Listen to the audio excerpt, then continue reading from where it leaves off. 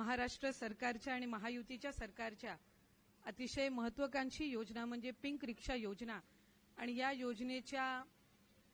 प्रथम टप्प्यातील पिंक रिक्षा वाटपाच्या कार्यक्रमाच्या प्रसंगी इथे उपस्थित असणारे राज्याचे लोकप्रिय मुख्यमंत्री आदरणीय देवेंद्रजी फडणवीस साहेब, उपस्थित माझे सहकारी राज्यमंत्री मेघनाताई, व्यासपीठावर उपस्थित असणारे विभागाचे सचिव, विभागाचे आयुक्त, त्याचबरोबर इथे उपस्थित असणारे सन्माननीय जिल्हाधिकारी, सन्माननीय सर्वच अधिकारी, इथे उपस्थित असणारे पत्रकार, ज्यांच्यासाठी आजचा हा कार्यक्रम आयोजित केला आहे, ते आलेले आमच्या सर्व लाभार्थी भगिनी, आलेले सर्व सन्माननीय पदाधिकारी,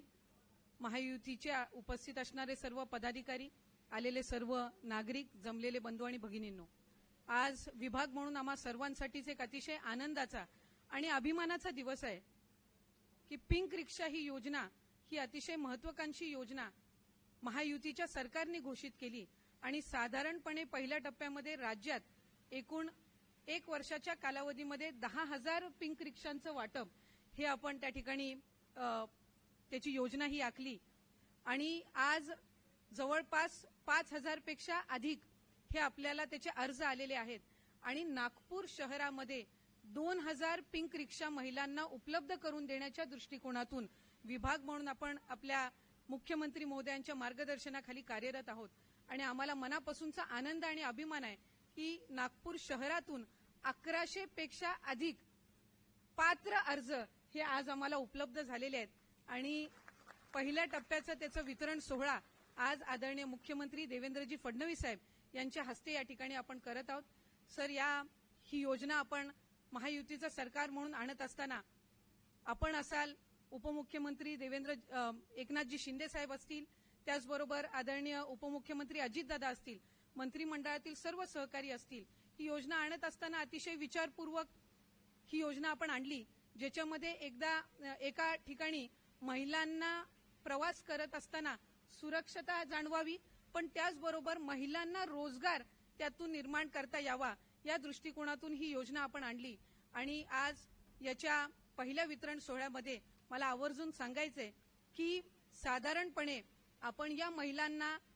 किमान 10 दिवसाची ट्रेनिंग दिलेली आहे. त्याचबरोबर यांच्या स्तरावर सुद्धा याआधी काही अनुभव हे आहेत, पण त्याचबरोबर लायसन्स असेल, लोन असेल आणि हे जे वाहन आपण त्यांना उपलब्ध करून देतो, ही जी रिक्षा आपण त्यांना उपलब्ध करून देतोय, त्याच्यामध्ये 5 वर्षाचं मेंटेनन्स, त्याचं इन्शुरन्स यासहित आपण त्यांना उपलब्ध करून देतोय. त्याच्या चार्जिंगची व्यवस्था सुद्धा आपण त्यांना उपलब्ध करून देत आहोत आणि त्याचबरोबर त्यांची ट्रेनिंग सुद्धा झालेली आहे आणि आपण वेगवेगळ्या विभागांसोबत टायअप करत आहोत. जसं नागपूरमध्ये मेट्रो रेल असेल, यांच्यासोबत आपण टायअप करतोय. साहेब, आमची एक विनंती आपल्याला विभाग म्हणून राहील की राज्यामधले जे सगळे एअरपोर्ट्स आहेत त्यांच्यासोबत जर टायअप मिळालं तर या पिंक रिक्षा सुद्धा तिथे आपण उपलब्ध करून देऊ शकू आणि मग महिलांना प्रवास करत असताना अधिक सुरक्षता जाणवेल. या व्यतिरिक्त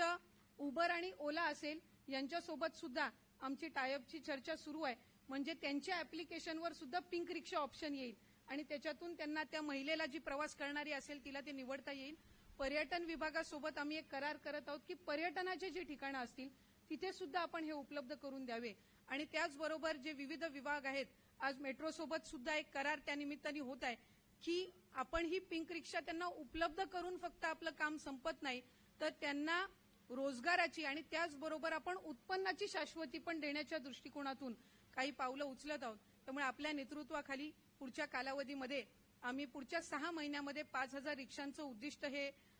उपलब्ध करून देण्याचं ठेवलेलं आहे आणि त्याचा आज हा पहिला कार्यक्रम आहे. उद्या पुण्याला आहे आणि मग पुढच्या कालावधीमध्ये जी आपली इतर महानगरपालिका आहेत तिथे आपण हे उपलब्ध करून देत आहोत आणि मग कालांतराने अवर्ग ज्या नगरपालिका आहेत मोठ्या, तिथेही आपण अशा पद्धतीनं याचं एक्सपॅन्शन करू शकतो. मी माझ्या वतीने, मेघनाताईंच्या वतीने, विभागाच्या वतीने सर आपले मनापासूनचे आभार मानते की आज हा कार्यक्रम आणि ह्या पहिल्या जे वाटप आहे ते आपल्या हस्ते आम्हाला करण्याची संधी मिळाली. मी सर्व लाभार्थ्यांना सुद्धा या निमित्ताने मनापासूनच्या शुभेच्छा देते. आपल्या सर्वांचेच आभार मानते. धन्यवाद. जय हिंद, जय महाराष्ट्र.